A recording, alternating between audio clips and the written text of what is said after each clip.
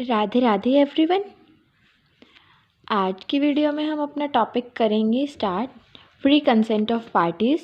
इससे पहले हमने अपना टॉपिक कवर किया है contractual capacity of the parties.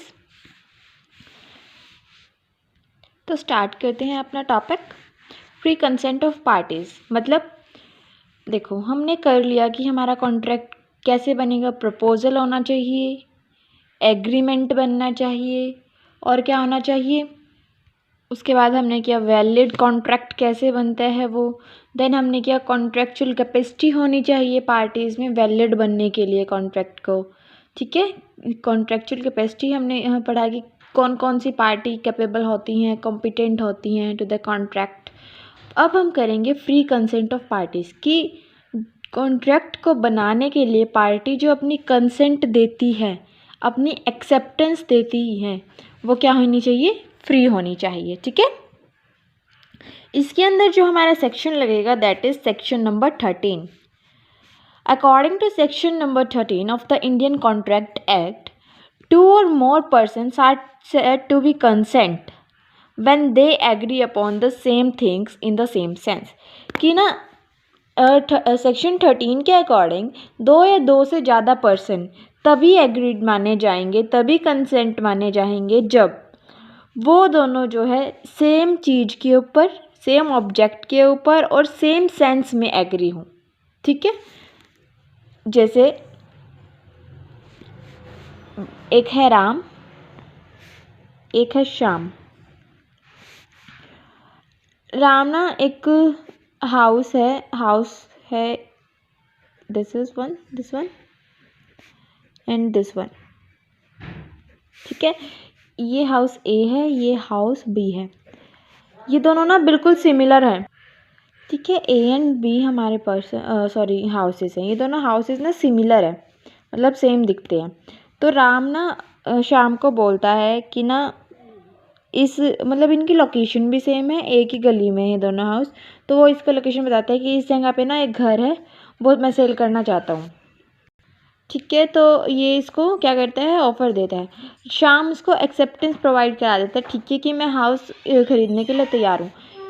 Ram बात कर रहा होता है हाउस ए की, बट श्याम क्या सोचता है, वो हाउस बी की बात कर रहा है। थोड़ी सी मिसअंडरस्टैंडिंग हो जाती है क्योंकि हाउस जो है वो सिमिलर है।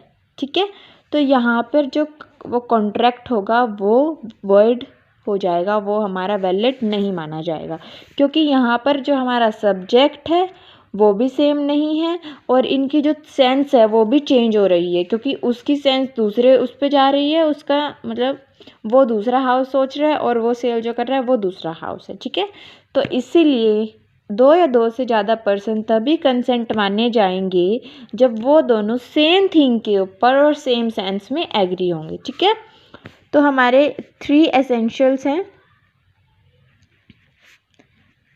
जो मैंने अभी आपको बताया। कंसेंट के लिए हमारे 3 एसेंशियल्स ज़रूरी हैं। फर्स्ट वन क्या है, एटलीस्ट 2 पार्टी होनी चाहिए। 2 से ज़्यादा हो सकती है बट 1 नहीं हो सकती, 2 तो होनी ही होनी चाहिए। ठीक है, ओनली 1 सब्जेक्ट होना चाहिए।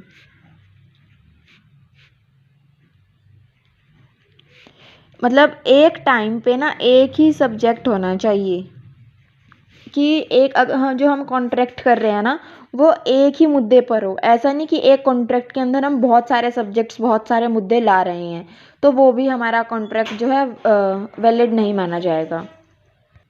ठीक है, तो एंड थर्ड वन है हमारा क्या, कि जिस सब्जेक्ट पर हम एग्री करते हैं ना वो किस में होना चाहिए, हम उसे सेम सेंस में ले रहे हैं।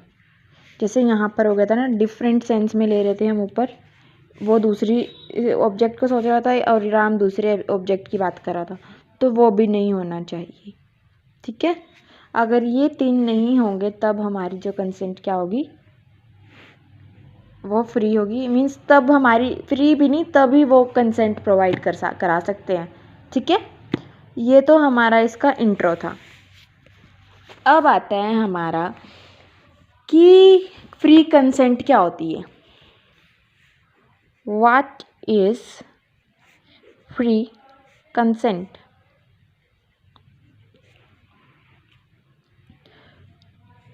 फ्री कंसेंट क्या होती है हमारी, जो हमारी कंसेंट, जो हमारे एक्सेप्टेंस विदाउट एनी फोर्स और विदाउट एनी प्रेशर होती है, कि किसी के फोर्स में आके, किसी के दबाव में आके हम अपनी कंसेंट ना दे रहे हों, बिना किसी फोर्स, बिना किसी प्रेशर के, हम खुद की सहमति से वो हम कंसेंट प्रोवाइड करा रहे हों, दैट इज़ फ्री कंसेंट। ठीक है, तो फ्री कंसेंट हमारे सेक्शन 14, इसमें ना सेक्शन 14 लगता है।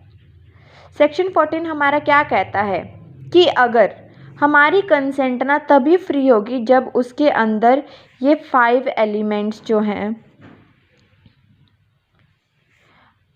Are not included. सेक्शन 14 क्या कहता है कि फ्री कंसेंट के लिए ये जो 5 एलिमेंट्स है वो इंक्लूड नहीं होने चाहिए उसमें।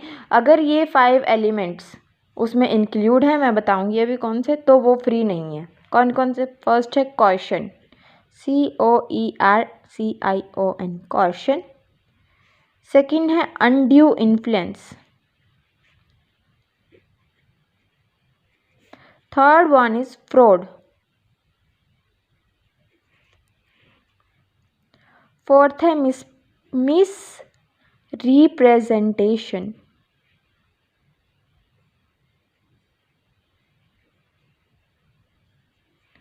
फिफ्थ है मिस्टेक। अगर ये 5 एलिमेंट्स हमारे कंसेंट के अंदर इंक्लूडेड नहीं है तभी वो फ्री होगी। अब ये सारे ना अलग अलग सेक्शन पे हैं। ये है सेक्शन 15 के अकॉर्डिंग। अनड्यू इन्फ्लुएंस हमारा सेक्शन 16 के अंदर आता है। फ्रॉड हमारा सेक्शन 17 के अंदर आता है, मोस्ट इम्पॉर्टेंट है ये। मिस रिप्रेजेंटेशन हमारा सेक्शन 18 के अंदर आता है। और मिस्टेक के अंदर हमारे 3 सेक्शंस आते हैं, दैट इज़ 20, 21 एंड 22। तो सेक्शन 14 क्या कहता है, हमारी कंसेंट तभी फ्री होगी जब उसके अंदर सेक्शन 15 से लेके सेक्शन 22 तक इंक्लूडेड नहीं होंगे, तब हमारी जो कंसेंट्स है वो फ्री होंगी। ठीक है, तो अब इनको डीपली स्टडी करते हैं कि कॉशन क्या होता है, अनड्यू इन्फ्लुएंस क्या होता है, फ्रॉड क्या होता है, मिस रिप्रेजेंटेशन क्या होता है एंड मिस्टेक क्या होता है। आज हम इस वीडियो में कॉशन के बारे में स्टडी करेंगे। कॉशन का मीनिंग क्या होता है? फोर्स या फिर कंपल्शन या फिर प्रेशर, कि किसी बंदे के ऊपर फोर्स लगा के, उसको मजबूर करके या उसके ऊपर प्रेशर डाल के हम उसकी कंसेंट लेते हैं, दैट इज़ कॉशन। ये किसके अंदर आता है? सेक्शन हमारा 15 के अंदर आता है। सेक्शन 15 क्या कहता है कि कोई भी वो कमिटमेंट जो डरा धमका के की गई हो या फिर जो IPC के द्वारा, IPC that is Indian penal code, under Indian penal code act 1862, कोई भी कमिटमेंट जो कि इंडियन पीनल कोड एक्ट 1862 के द्वारा फॉरबिडन की गई हो ना, मना किया गया हो, जिसे रिस्ट्रिक्टेड किया गया हो, अगर वो हम करवाते हैं, उससे रिलेटेड हम कमिटमेंट कराते हैं, उन तरीक़ों से हम कमिटमेंट कराते हैं, तो वो हमारा कॉन्ट्रैक्ट जो है वॉइड हो जाएगा। वो कमिटमेंट, वो कंसेंट हमारी फ्री नहीं मानी जाएगी। ठीक है, किसी को डरा धमका के या फिर जो IPC के द्वारा फॉरबिडन है उन चीज़ों को हम करके, उन एक्टिविटीज़ को करके या फिर उन अनलॉफुल चीज़ों को करके हम किसी की कंसेंट लेते हैं, तो वो हमारी क्या होगी? फ्री नहीं होगी, वो हमारा कॉन्ट्रैक्ट वॉइड माना जाएगा।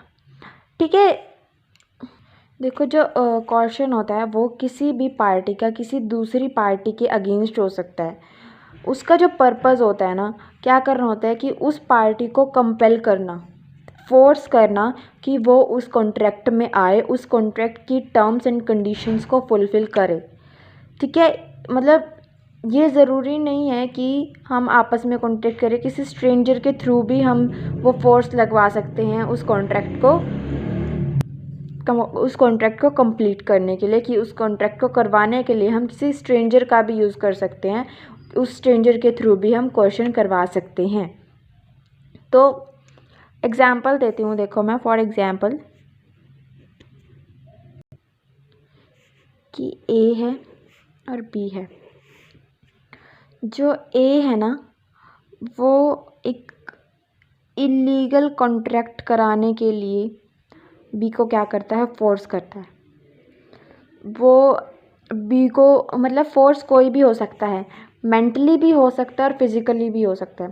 वो उसको मतलब धमकी दे देता है कि मैं ना तुझे किडनैप करवा दूँगा, तू ये कॉन्ट्रैक्ट कर ले, या फिर मैं तुझे जान से मार दूँगा, या फिर कुछ भी मेंटली टॉर्चर कर सकता है कि मैं मतलब होता है ना कि मैं तुम्हारी ये वीडियो वायरल कर दूँगा, या मैं तुम्हारी ये सीक्रेट्स वायरल कर दूँगा। तो तुम मतलब किसी भी तरीके के फोर्स से अगर वो उससे कॉन्ट्रैक्ट करा लेता है, तो कोर्ट की नज़रों में तो वो क्या होगा, लॉ की नज़रों में तो वो कॉन्ट्रैक्ट हो गया, बट वो कॉन्ट्रैक्ट एक्चुअल में वो वैलिड नहीं माना जाएगा, वो वॉइड होएगा, बिकॉज जो हमारी कंसेंट है वो फ्री नहीं थी, वो अंडर क्वेश्चन थी। ठीक है, अब क्वेश्चन के अंदर ना कुछ वो आते हैं, मीन्स क्या क्या कंक्लूड करता है क्वेश्चन। एक तो ना ये लिविंग थिंग से भी हम क्वेश्चन कर सकते हैं और नॉन लिविंग थिंग से भी। नॉन लिविंग थिंग जैसे कि प्रॉपर्टी, किसी की प्रॉपर्टी फोर्सफुली हम ले लेते हैं, दैट इज फर्स्ट। तो आता है हमारा कमिटिंग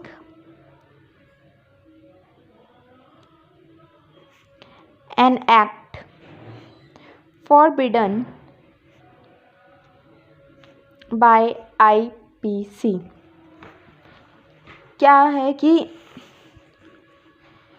जैसे कि जो एक्ट IPC के द्वारा फॉरबिडन किए गए हैं उनको कमिट कराना, उनको कमिट कराने के लिए किसी को कंपल्शन करना, किसी को फोर्स करना, वो भी किसके अंदर आएंगे, हमारे क्वेश्चन के अंदर आएंगे।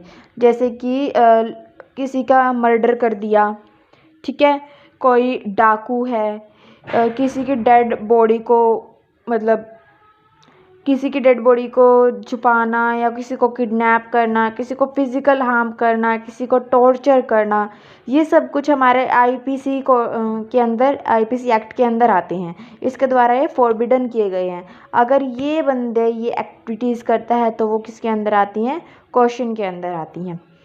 जैसे कि ना एक वो है, एक केस है इसके अंदर किसका, एक केस है जो कि है रंगा नायकम्मा वर्सेस अलवार सती। इसके अंदर क्या होता है कि ना एक विडो होती है 13 साल की, एक विडो होती है जिसके हस्बैंड की डेथ हो जाती है। तो उसको क्या बोला जाता है कि ना आप अपने हस्बैंड को तभी क्रिमिनेट कर पाओगे, मीन्स उनको श्रद्धांजलि, मीन्स उनको जला पाओगे, तभी क्रिमिनेट कर पाओगे जब आप किसी बच्चे को, अपनी रिश्तेदारी में से किसी बच्चे को अडॉप्ट कर लो। क्योंकि होता है ना हमारे कल्चर में, बोलते हैं कि बेटा वगैरह ये सभी उनको क्रिमिनेट कर सकते हैं जिनकी डेथ हुई है।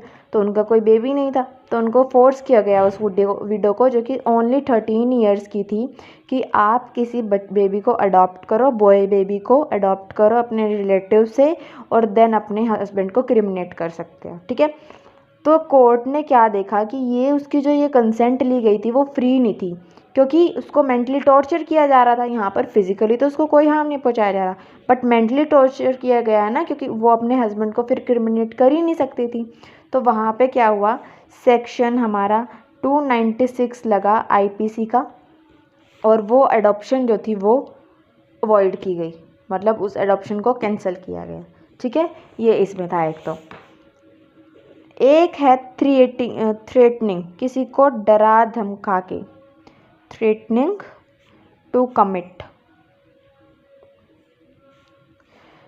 कोई भी मतलब किसी को धमकी देके हम वो कराते हैं कि जो IP सी के अगेंस्ट है उसको हम कराते हैं धमकी देके किसी को, दैट इज़ थ्रेटनिंग। जैसे कि एक वो होता है, एक पर्सन होता है, वो अपनी वाइफ को और अपने बेटे को डरा के बोलता है कि वो ना सुसाइड कर लेगा अगर वो सारी प्रॉपर्टी उनके नाम नहीं करेंगी। मतलब ए पर्सन है, उसकी वाइफ है बी एंड उनका सन है एस।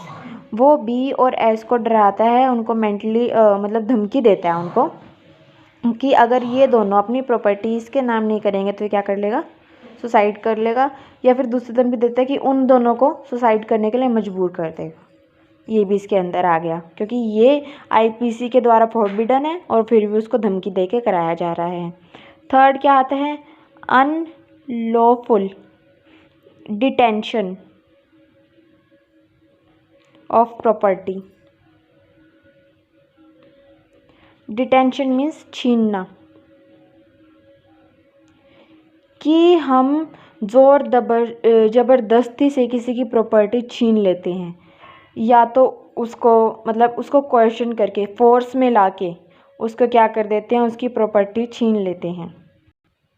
ये आता है हमारा इसमें कि मीन्स किसी को भी डराना कि आपकी किसी भी तरीके से उसको फोर्स लगाना, किसी भी तरीके से उसको प्रेशर डालना मेंटली और फिजिकली। ठीक है, लिविंग थिंग का तो हमने तो कर लिया, ये नॉन लिविंग थिंग का है ये कि उसकी प्रॉपर्टी छीनना। फोर्थ आता है उसकी प्रॉपर्टी छीनने की धमकी देना, थ्रेटनिंग। ठीक है, कि वो उसकी प्रॉपर्टी छीनने की अनलॉफुली उसकी प्रॉपर्टी छीनने की धमकी देते हैं, दैट इज़ थ्रेटनिंग के अंदर आ जाएगा। ठीक है, कमिटिंग, थ्रेटनिंग, फिर डिटेंशन, फिर थ्रेटनिंग। ठीक है, ये सब था इसके अंदर क्वेश्चन के अंदर। उसके बाद हम लोग करेंगे अनड्यू इन्फ्लुएंस। ठीक है, इस वीडियो में इतना ही। कोई डाउट एंड कोई क्वेरी हो तो आप लोग कमेंट बॉक्स में मेंशन कर सकते हैं। अगर इससे भी डीपली आपको स्टडी करनी है देन आप कमेंट बॉक्स में मेंशन कर सकते हैं। नोट्स चाहिए हो तो भी आप मुझे इन्फॉर्म कर सकते हैं, आपको बहुत अच्छे से डीपली नोट्स मैं प्रोवाइड करूँगी, बिल्कुल thoroughly. Thank you for watching guys, thanks a lot.